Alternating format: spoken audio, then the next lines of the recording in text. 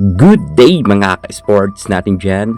Alam nyo ba na halos karamihan ng team ay tigda-3 games na lang sila maliban sa mga ibang natitirang team na meron pang 4 na game. Pero karamihan dito ay tigda-3 games na lang. So ibig sabihin malapit na nga matapos ang prelims.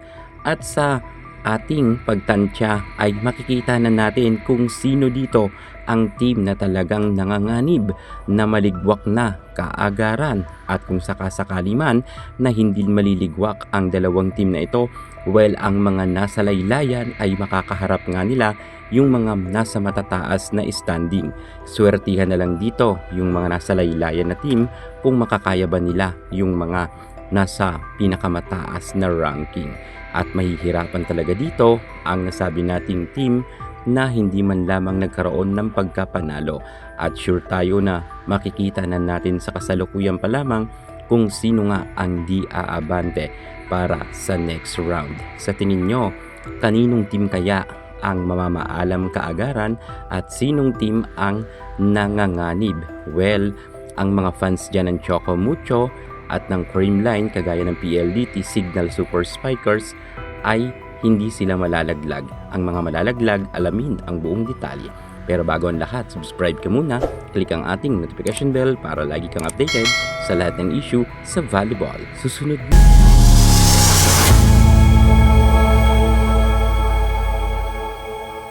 Painit ng painit ang laban sa PVL 2026.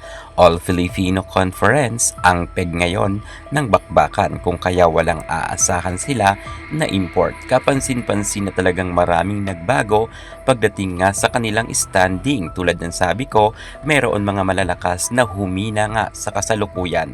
Eto nga yun, mga talagang maliligwak na. Zeus Coffee, nasa last standing sila. Matatandaan nga natin ang Reinforced Conference ay namayagpag ang Zeus Coffee, kung saan nga nakasungkit sila ng silver medal at nabiguman silang makuha ang kanilang kauna-unahan kampyonato. Pero good job pa rin para sa Zeus Coffee ng Reinforce. Pero sa kasalukuyan, sila nga ang nangungulelat. Anong nangyari pagdating sa standing ng Zeus Coffee at bakit nga nasa pang-10 silang pwesto? Talagang humina sila ng husto. Dinala lang ba talaga sila ng kanilang import na si Ana Devere? Mukha talaga kasing hindi ngayon nakaporma pagdating sa All-Filipino ang Zeus Coffee. At hindi lang yan ang Galleries Tower sana ay medyo palaban ng mga unang game. Pero bandang hulihan, eto na, bumagsak na naman sila sa ika-9 na pwesto. Isa ang Galleries Tower, tas sa talagang aasahan sana natin na tataas pa ang kanilang standing. Pero natalo nga sila ng ilang sunudan na game, kung kaya nasa pang-9 na pwesto na lamang sila. Sayang ang nasabi nating Galleries dahil medyo hindi pa talaga sila masyado nakakakuha ng mga malalakas na spiker. At pagdating naman sa Akari Chargers, nasa ika-8 pwesto ang team ni Barbie Ivy. Kahit sabihin natin na natalo nga nila ang Signal Super Spikers, pero kitang-kita naman natin na sobrang hirap na hirap ngayon ang Akari Chargers.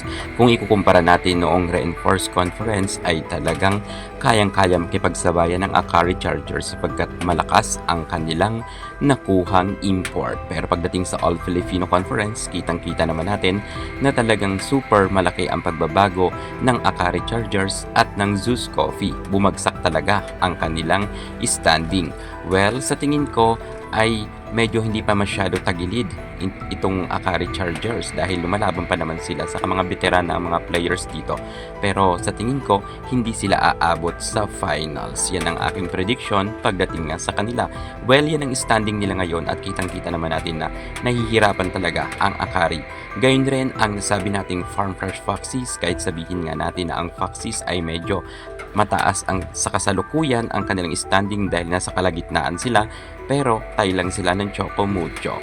At sure tayo na ang Farm Fresh ay medyo slow rin ang kanilang pag-angat.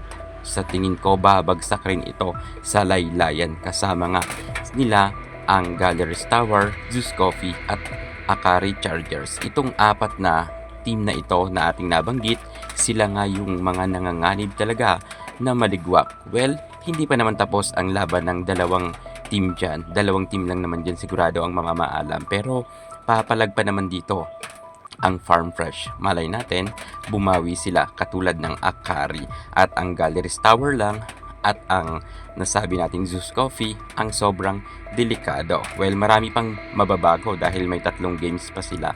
Abangan na lang natin. Pero yan yung mga binanggit ko na team na 4 na yan, sila ngayon talagang nasa mababang pwesto at nanganganib nga sila na makaabante.